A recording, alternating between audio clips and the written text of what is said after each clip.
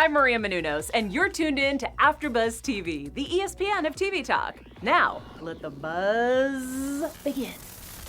What's going on, Survivor fans? Woo! It is not Survivor Wednesday, it's Survivor Thursday. Survivor Thursday, Tim! On Thursday. That's what it is! Mike! Yeah! What's going on, Mike? Oh my God, Veronica is on edge of extinction. We're running the show now. Exactly. Trouble! It's a boys club Everybody's tonight, you in guys. trouble. We're very excited. Yeah. If you haven't looked at our full panel, we do have a new face. We're going to introduce him in just a second. Very, very excited to talk about the latest episode of Survivor, Season 40, Episode 3, Winners at War. The episode is called Out for Blood, and we definitely are tonight if you watched the episode, which I hope you did. That was a great sound effect, Jonathan. Producer Jonathan, wonderful soundbite right there. Mike Thieling, what's going on, man? Yo, I had such a great day today. I covered 2 episodes of Love is Blind on Netflix. We're not covering Love is Blind you right relationship now. reality show people out there, it's a good show though. I miss watching Survivor with you guys on Wednesdays. Yeah. But I must admit, I love watching on my big TV at home because Same. the jungle is just so crisp. Oh, look at you, Chris. Yes, and I love this. I love this episode. I love this episode too. We've got a new face, you guys. His name is Steve Gainey. Hey. Steve, what's going on? So happy to be here. I mean, Survivor super fan from day one. Big time. Yeah. We are very excited to have Steve. So you guys, Steve was part of the dream team for Survivor, which means he was testing out the challenges in Nicaragua and Cambodia. Amazing. We're gonna been a pick few his years, but brain. yeah. That's okay. I'm sure it's all fresh. I'm sure every time you watch Yeah. a Survivor episode, it just comes right back to you. So we're gonna be picking his brain probably later on in the episode. But Steve is gonna give us his thoughts throughout the entire episode and other stuff that we're gonna talk about. We're very excited. We also have our special segment coming up at the end of the episode, which is our MVP segment. So stay tuned for that. Mike is on live chat. You know it. So we're going to be getting some shout outs. So put your thoughts in there, guys, if you're on chat right now. But for now, let's dive into the episode, you guys. So, funny fact, it was a unanimous decision to send Danny home last week. Were we surprised by that?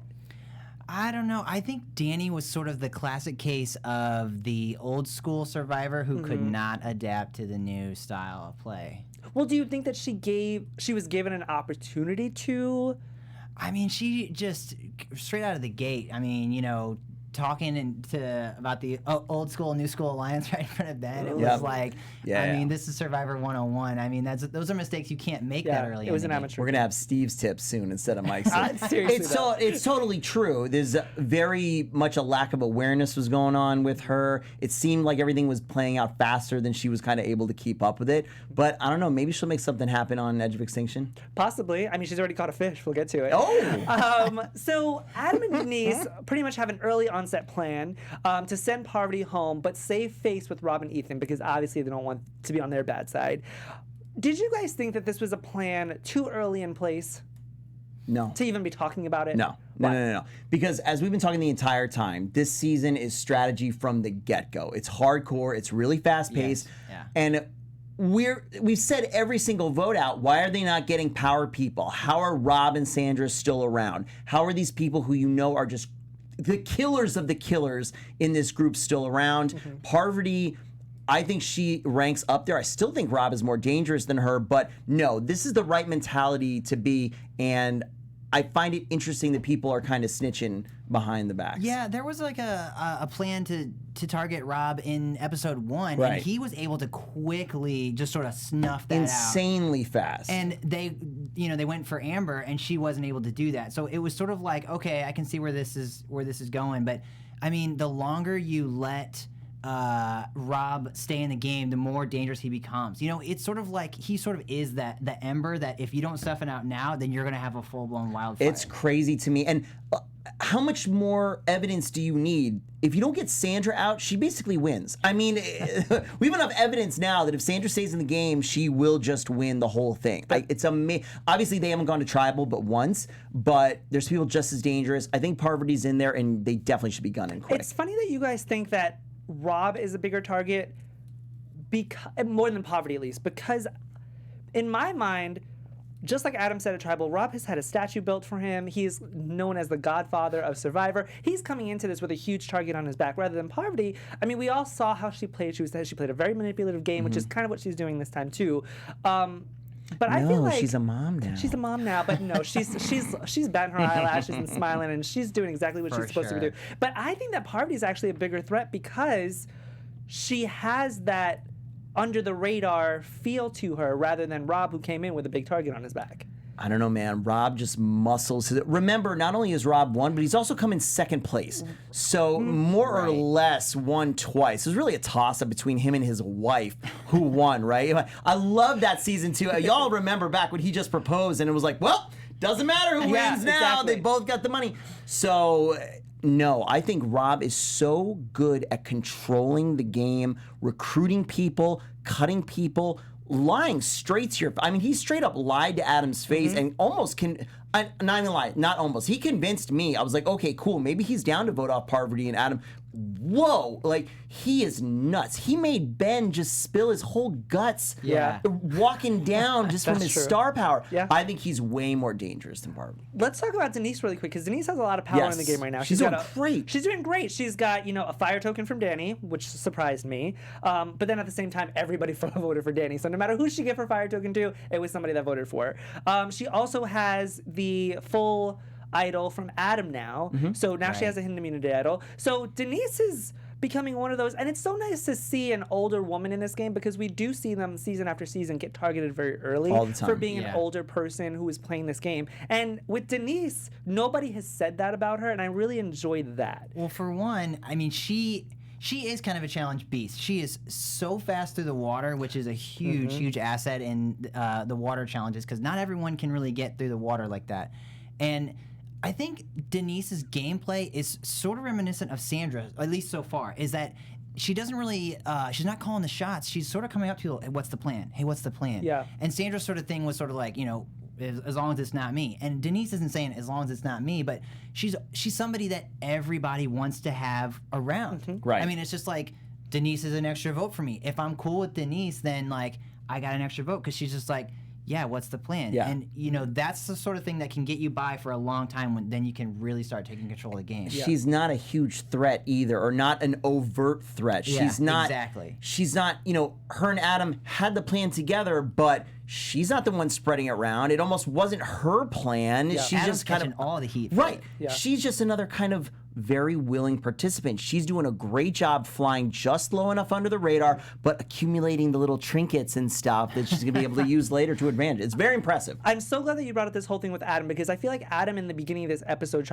started to shoot himself in the foot by literally telling everybody what the plan was. Yeah. And in his mind, it is a strategic option. It's not like he's letting it slip. It's not like he's like, oops, I accidentally had said that, or trying to, catch himself, or whatever it is. He's literally telling people on purpose because he thinks it's a strategic move. Do you agree with this? I think that Adam majorly overplayed his hand in this episode. I think he's a neurotic player, but he's very good at adapting and improvising. And for the first time, he started to feel a little bit confident. And you can't play both sides, especially with this group of players. I mean, the information just goes so quickly that it's just like, what do you think they're just not gonna know? Yeah, exactly. I feel bad for Adam, because I feel like he looks perpetually confused. It's like, aside from the fact that always he couldn't get his torch in the hole. Yeah, he's always got that face, and I'm like, dude, you're like a smart guy. It's fine. He way overplayed his hand. What everybody has to realize is, if you are not in Rob's direct alliance, let me be specific, if you're not Parvati or Ethan, Rob is against you, okay? It's true. He will use you as a chess piece, but he is not going to be suckered into, I think we got to vote out, we're all going to vote out your friend, so, but you and me, we're together. It does not work like that. He's the Rob father. The Rob There you father. go. There you go. You don't make a deal with the mafia, it's not going to work out for you. But clearly, just because, even if you are on Rob's alliance or one of his, right-handers, doesn't mean you're protected. We saw that tonight. That's true. Yes, but if he had... Yes, however, the person who was targeted was protected. I don't think Rob had any thought that Ethan was in any trouble. He knew Parvati was, and that was squashed amazingly. And why? And we're gonna get to it, but just super quick. Let's just be really real about this. They could have easily put all those votes on Parvati, or all those votes on Rob. Yes. They didn't. No. Like, what? They voted off elderly. I mean, he's not elderly, No, right? But in no. relative terms, Ethan's an older dude. He self-admits that the game is going way faster. Jeff asks him a question to Tribal, and he's like, I don't think too far ahead. what? I just, I don't I'm just thinking know about tonight's vote. You're what like, you guys are talking about. He's on like a different planet, and they voted this poor guy out. yeah. I mean, once again, though, maybe Steve's right. Maybe they're voting people out who have lost touch with the game. I mean, it's what is it? 1 new school and 3 old school players on Edge of Extinction now. Yeah. I mean, that says something. That's very true. Well, we'll talk voting we'll talk strategy. more about that. Yeah. I want to get to DeCall because Sandra dropped a bomb on us. She said that after this, she's going to retire. Is anybody else feeling a little weird about this? Do we believe her? I don't believe her. Right? I mean, she has said yes to every single invitation to play Survivor. So, I mean... Shout out to, I don't remember if we mentioned this on air last time, but do you guys watch, everybody chill, don't jump down my throat, Russell Hance's YouTube? No. It is fascinating. He's got videos of lists of people who he's like, these people will never play again. Just if you're interested, his YouTube is really interesting. He provides a lot of real behind the curtain, behind the scenes stuff that's gone on, especially with survivors in real life. Like, these are the people who got arrested and blah, blah, blah. Oh, yeah. It's fascinating. Sandra's one of those people where I believe she thinks what she's saying, but then Jeff's going to fair. call her to be like, hey, do you want to come in for the $5 million season 50? And she's going to be right back on the beach. That is very killing fair. it. That is very fair. So not only are people trying to target big targets on Sele, but they are also trying to target big targets on DeCall. Tyson wants to target Sandra. He tells Yul and Sophie. Yul seems to be down with it, and he pretty much gives us exactly what everybody else thinks about Sandra. You know, she uses misinformation to stir the pot, which who doesn't? It's a good strategy. Have to. The thing I was surprised by was that he actually goes back and then says that he wants to work with her and tells her exactly what Tyson was doing. Was anybody else surprised by this? Yep. You know, I don't know what's going on in that tribe. You know, we just haven't seen enough tribal councils for me to really get a good beat on like what's going on. I feel like even if we had privy information into these tribal councils, we would still be lost because everything changes so fast in this game, especially with this group of players. There's a lot of players who are holding their cards pretty close.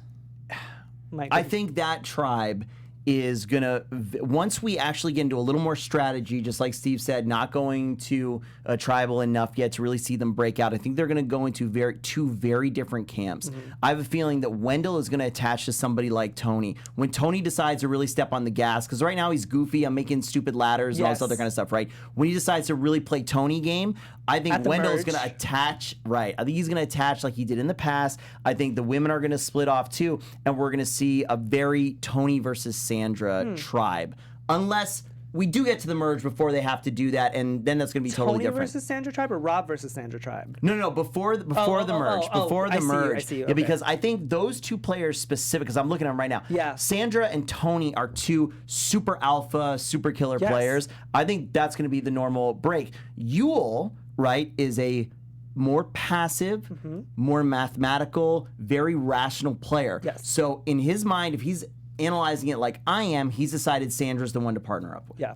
Let's talk about the ladies on Edge of Extinction Island very quickly. She's still the most dangerous, though, and they should put her off. They're all dangerous. They all have aspects that are dangerous in this game, which is why they're on Winners at War, and why they've won. Ladies on Edge of Extinction Island. So they get a numbers puzzle after Danny catches her fish, tiny little fish, a little tiny little fish. So Amber disappears very quickly because she remembers seeing some numbers. I thought that she had it. I was like, oh, somebody's being observant. Right. Natalie is playing the game on Edge of Extinction Island, and she's on my fantasy draft, you guys, so I'm very proud of her. So I'm actually really impressed because last episode, I was like, oh, I can kind of figure out this puzzle. This shell thing and the sequence of shell numbers and trying to figure out, I would have never figured that out. Yeah, I mean, Natalie is just absolutely dominating out there on Edge of Extinction. She's playing from the edge. She's gotten all of the advantages, which now she's just, got she's all rich. the tokens. She's rich. She's a billionaire. Fire token billionaire. I really like the just the idea that getting voted out first might not be the absolute worst thing in the world. I mean, it's terrible, but Hashtag When you have a Ream. second place to go to. yes, there is some advantage to being voted out first because she knows how Edge of Extinction works. I mean, Ethan's coming out there like, "Hey, what's going on?" Yeah. And, Right. and Natalie's like 3 steps ahead of everybody. Yes. It's a great point. That is a great point. And we talked about this a lot on the actual Edge of Extinction season. Reem could have won that season, and she was voted completely out agree with you. first. Okay, Yes. so the benefit is just like Steve's talking about. Going there, you know what Edge of Extinction is. You know you're going to be selling stuff for fire tokens. You get all this stuff. The disadvantage is you don't get to strategize with all the people who are still on a tribe. For sure. You need to try to ascertain as much information from the new people voted off as you possibly can, but you're not forming those alliances and those the trust and the bonds with all the people back. So, it's Although great you that you're are- not done. Yeah, you are affecting the gameplay and Sure. players who are still in there, Yeah. with, sending out your advantages and Yeah. trying to get those tokens. And I mean, we don't know exactly when the challenge is coming that they're going to possibly come back into the game. But if there is some sort of advantage you can buy with fire tokens, Natalie is going to be 100%. Yeah. Yeah. I still dislike the fact that the people who buy the rewards from those people on Edge of Extinction don't know that it was them. So the steal a vote should have a little like Natalie tag on it or something, because that allows them to say this person's looking out for me, and that's forming that bond that you don't get to because you're away. That's right? true, yeah. A couple are automatic, we know. Like Jeremy knows the first Right. one was from Natalie. Right. But once we get to 5, 6, 7, 8 people on Edge of Extinction, for sure. who knows? And then it's either I would like the name to be there so they can attach it and do that bond, or I hope some people start playing real dirty, like, what did you get? Yeah, that was me. Yeah. Something like that. Yeah, there's so much we don't know about Right. the fire tokens. I mean, I think whoever can really figure out how this currency works or in this fire token economy is going to be have a huge advantage. Yes, and it'll probably Yeah. be Natalie because she has the most. Exactly, She's got a yeah. lot of time to think on Edge of Extinction Island, and she Yeah. seems to be the only person who's thinking on Edge of Extinction Island. Well, no, because Amber did have that whole little, but that didn't work out. So let's talk about DeCall, because Sarah winds up getting this opportunity from Natalie to win this steal a vote that she found on Edge of Extinction Island, and she has to go. This is what surprised me, because I just thought she was going to get it. Why do you have to? I think this is unfair, because I'm like, why do you have to use a fire token and pay for it, but then you have to work for it as well? Like, I already paid for it. Give me my reward. Like, why do I have Well, to? I think that that sort of puts that question of, do I buy it or do I not buy it? I mean, if you're someone who like, I don't know what this token does, but I can have an immunity, sure. But if you're like, wait a minute, I could lose my token and get caught and not get an Yeah, advantage, right. it does put a bigger question mark there. Well, I think this was actually very strategic on Natalie's part, because if she was watching previous seasons of Survivor, which I'm sure she has, Sarah even says it, she used a steal a vote in Right. her season to vote out Michaela. So Yeah. she knows how important a steal a vote is. Okay. So she would be more inclined to go for it. Correct me if I'm wrong. I believe the reason why is this steal a vote is not time sensitive. Yes. So well, it's, at least I didn't say that. I don't think so. So I think it might be good for the rest of the game versus the immunity, I believe, was only good for the next couple tribals or something like that. Yes. So that carries a much more power. Maybe we need the risk. We also get to see Tony spit on Sarah's face. So, That was there's that. so gross. And it didn't even work. I'm like, those ashes didn't even cover anything. Why do you need ashes in the pitch black? Why don't you go into the forest and get dirt? It's a little bit stickier and it's darker But than anybody on ashes. that other tribes can be like, why is Sarah in our camp and why is she all dirty? That Well, was but just who are we another hiding? amazing We're not photo. hiding from some enemy army that doesn't know who we are. Well, it still looked like Sarah. Luckily that didn't happen, because she actually, with all of the noise that she was making, and with even Ben almost waking up or almost seeing her, she winds up getting the advantage and then hiking it back to camp. So now she has a little bit of power in the game as well, in the form of this steal a vote. So good for her. She's one of my favorite players, so I'm excited that I think that she was has something. Creative editing. It was. I don't think there was as much noise. And I think Ben I- maybe woke up I like mean, 2 hours yeah. after that and was like, Literally, yeah. There's No, wind, there's the ocean. they're yeah. dying out there. I completely agree with both of you. Let's talk about this challenge, which I'm very excited about, because we have a guest who knows a little bit about these challenges. So Day 9, immunity challenge. Essentially, they have to leap across these ramp walls without falling, get to sandpit, dig up a ladder, get a rope, get to the top of the thing, and solve a tree puzzle. The reward is also chicken kebabs, which is also nice because I think that getting a little protein is great. Eat them. I know we never get to see them eat these rewards or use the spice kit or anything. And to call, what was interesting to call, Sandra sits out again. Bench queen. Bench queen. I'm like, what's happening? Yeah, so glad you brought this up. Did you think I would? What? Did you not think I would? Because come on, it's like a pattern at this point. It absolutely is. But I wanted to specifically point out how nonchalant she is. She's like, "Oh yeah, I can't do this." Yo, this is straight strategy. She also can't be blamed for anything failing in the challenge as well, right? But she can also get credit at the end of this. She doesn't want credit. She just wants to not be voted out. She's slick. She's really smart. There's no way you're going to tell me that she can't get over the fight, like doop doop doop, and like walk down the beach. There's nothing going on in this challenge. I do love her commentary on the bench, though. I do too. Oh, yeah. Lord, I can't watch that. Yeah. She was stressed. She was so stressed. I mean, it was a very, very close challenge, which was nice to see. We hate when it's like a washout. I mean, by seconds. That was so literally close. skin of their teeth. Now, Steve, I need to talk to you about this. So, when you were in Cambodia, Nicaragua, and you were testing out these challenges, are they as hard as they look? Or are they easier? Or is there like a learning curve to most of them? Yeah, there is definitely a learning curve. As a member of the Dream Team, we would test challenges like from the prototype, where we're just like, hey, this is an idea, and let's see if it works, to like the camera crews there. We got the testers to run through so we can get our good camera angles, and it's just like a full live thing. And there were some challenges where we who were sleeping and eating were so beat up and winded, and we're like, I don't know how these contestants are doing this. I mean, I have scars on my legs to this day from the challenges. I lost a toenail in Cambodia. No! It's true, yes. One of the challenges that we tested that they brought back this season was dragging those big, heavy chests. Yeah. Yes. Oh my God, I smashed my foot, and I was like, well, that toenail belongs to Cambodia now. Wow. We can go back and look for it. Sorry, too much information. No, not at all. And what I was talking to him about before was I love the way you just explained this challenge.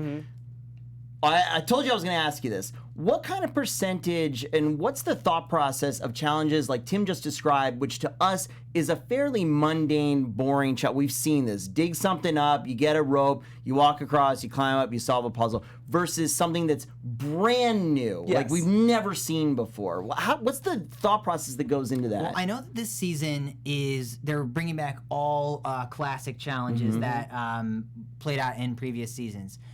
They combine a lot of elements that they've used before with some of the new stuff. I mean, it could just be like someone hey, I've got an idea. What about this? Or like one time they had a kid from the Make-A-Wish Foundation who designed this challenge, and like, wait, I heard about this. There were people who had been on the crew for years that had never had one of their ideas like on the show, and he brings it to them, and it's not just like, oh yeah, this is like we're gonna do this kid a favor. It was an amazing challenge, and it was like this kid knows the game, and they ran the challenge, and it was amazing. So a lot of the challenges are just mishmash of different challenges that they've used, and then just it could be anything like, hey, we've never done this before. How would it play out? And then the testers will do it. And if it's visual, if there's some dramatic moments, if people are really, really struggling hard, it's like maybe we want to dial this back. So there's a lot that goes into it. There's so much preparation that it's like if the Dream Team can't do it, we'll see if maybe our contestants we need to go a little easier on them, or if we're struggling so hard that it's like, this is great TV. We've gotta, this is exactly what we gotta do. If you guys have questions for Steve, put them in the chat. Yeah, and Steve, you're a super fan. Yes. So who is your favorite player of all time? And if it is somebody on this season, is it somebody on this season? Well, I gotta say, as a ginger, I love me some Cochran. Yes, of course. Did you like Tommy? Yeah, for sure.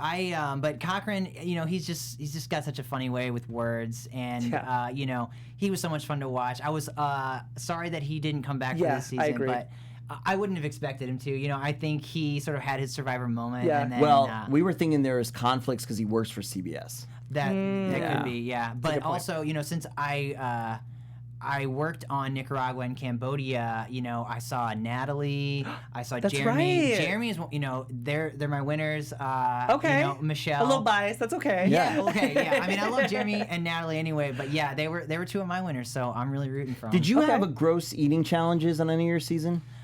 Yeah, we had one. Do you have to and do those? We did. Believe it or not, yeah, we did. I mean, the thing is, it's a pretty straightforward for filming it. They know where the camera's sort of gonna, you know, it's like we don't need to get this whole crew out here and like do this whole big thing. So it's like, let's set it up, we'll get our angles, okay, yeah, it works.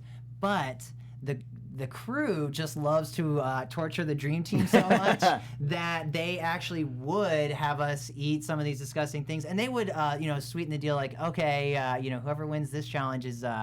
You'll have a case of beer waiting for you back at base camp. Oh, okay. Like so you guys get little rewards too. Yeah, we get little, you know, things that we're competing for. You know, Yeah. it's not just for, you know, the glory of winning the challenges. Yeah. Although being a super fan, I was just playing for the glory. I was Of course. like, yeah. That's awesome. I just wanted to win. One last question because we are short on time, but hopefully you'll be joining our panel permanently, so we can definitely pick your I'd brain love to, throughout the yeah. entire season, maybe next season, other seasons, whatever. But out of the physical versus mental versus endurance challenges, which I guess endurance is mental also, but you know what I'm speaking of. Yeah. Which is the hardest for you personally, and what do you think is the hardest for everybody? For me personally, endurance challenges.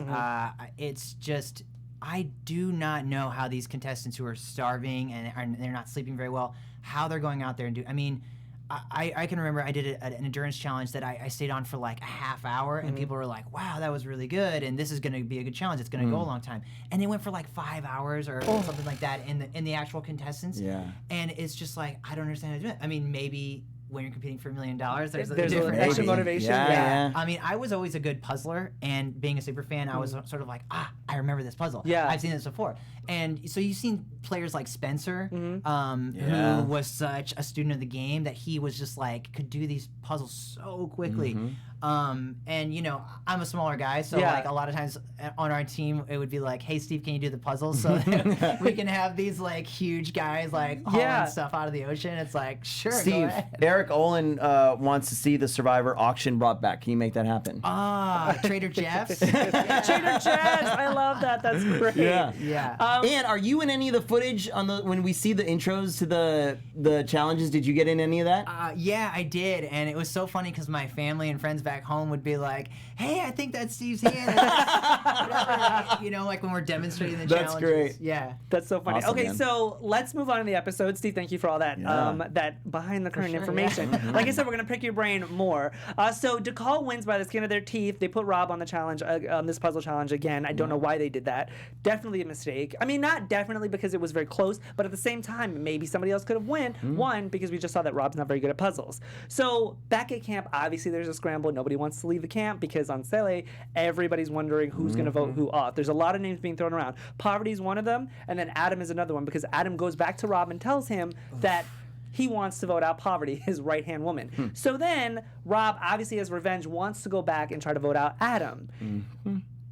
Are we surprised that it was Ethan? I was completely, I mean, Ethan's name never came up. You know, I feel like he was just collateral damage in this whole chain of events because, like you said earlier, Mike, Rob was just so focused on covering Parvati that he didn't think about Ethan. And then, you know, he was also just focused on getting Adam. Right. Beyond 1,000%. I don't understand the logic. If you're going to swing. Yeah. Right? Every one of them, the rationale was, let's make Rob weak by taking out one of the other people. So let's take out Ethan. Well, you still could have taken out Parvati, no problem. You could have just taken out Rob. Why are we weakening Rob instead of just taking him out? No, you're absolutely right because I there were don't get it. 3 votes for Adam, 1 vote for Parvati, and then 4 votes for Ethan. Well, the Parvati vote is Adam. No, I know Right? that. Yeah. But if those 4 people who voted for Ethan voted for Parvati, then she would have went home. Or even, like you said, if they voted for Rob, if they just would have swung their vote and voted for Rob, he would have went home. It makes no sense. There's no immunity in play right now. I don't understand the tiptoeing around what you want to do instead of just executing. Right. I think, okay, so Michelle and Jeremy kind of orchestrated this. I at least from what I gathered. Yes. And I think that Jeremy, it's hard to tell because he's playing his cards so close. He's so quiet at Tribal Council.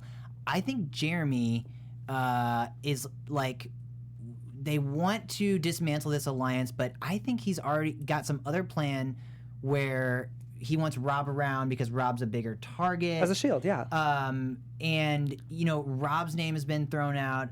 Parvati's name has been thrown out. And it's like, if we can just take this one step down, we can dismantle Rob slowly rather than this Hail Mary pass, because you just don't know what's going to happen. No, and I completely get that. I feel like Rob is too dangerous of a player to use he's a meat shield, more important player shield, so that the heat isn't on me. I think he's too dangerous for that.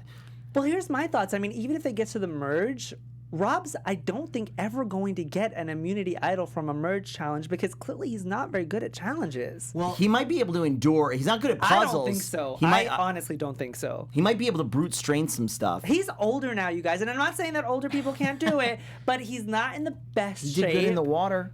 Well, I guess. I just don't think that he'd be good at endurance challenges. I could be wrong. I just want to throw out, there's another variable we're not considering here, that Rob and Parvati have combined 4 fire tokens now. So maybe they can buy an advantage in some other way. I mean, you can't count it out because the fire tokens are such a huge question. That's why he's exactly right, and that's why I think he needed to be the one to be taken out. Yeah. I was telling Steve beforehand, another fun Mike's tip here. Just want to point out, okay? Tribal Council. Love these, Steve, by the Tribal way. Council.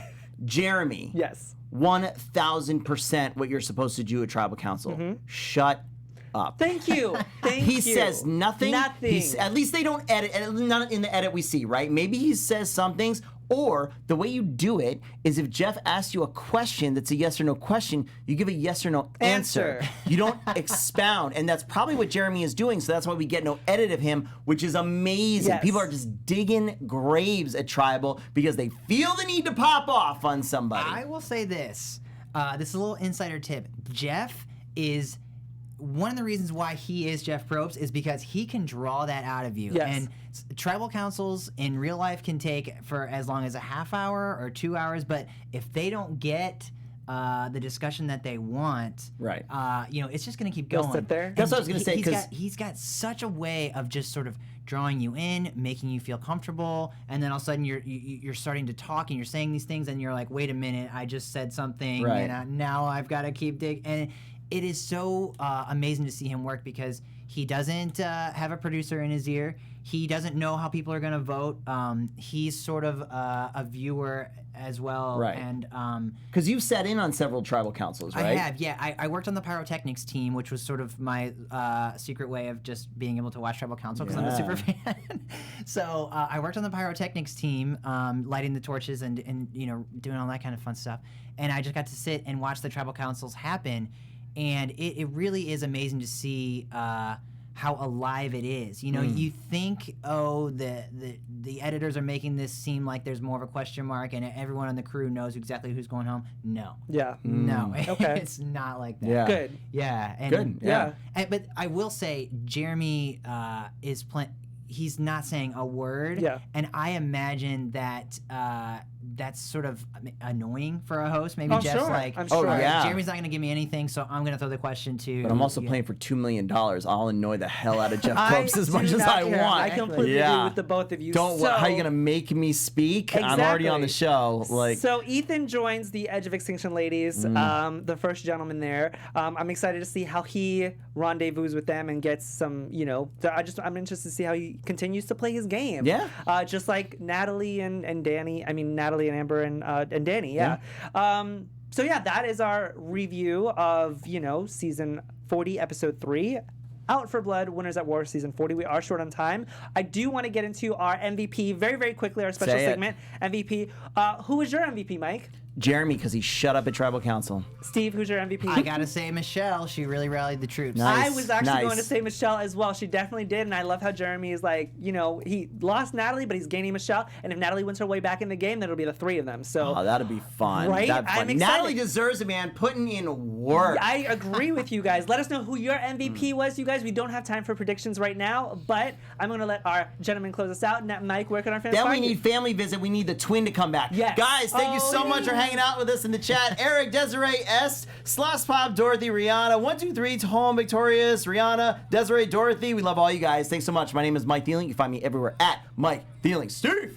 I'm Steve Gaining. Catch me on Twitter at Stevie G on TV. And I am Timothy Michael. You guys, you can find me everywhere at I am Timothy Mike. We will see you all next week, Thursday at 7 p.m. See you guys then. It's getting so good. Ah! Our founder, Keven Undergaro, and me, Maria Menounos, would like to thank you for tuning in to AfterBuzz TV. Remember, we're not just the first, we're the biggest in the world, and we're the only destination for all your favorite TV shows. Whatever you crave, we've got it. So go to AfterBuzzTV.com and check out our lineup. Buzz you later. The views expressed herein are those of the hosts only and do not necessarily reflect the views of AfterBuzz TV or its owners or principals.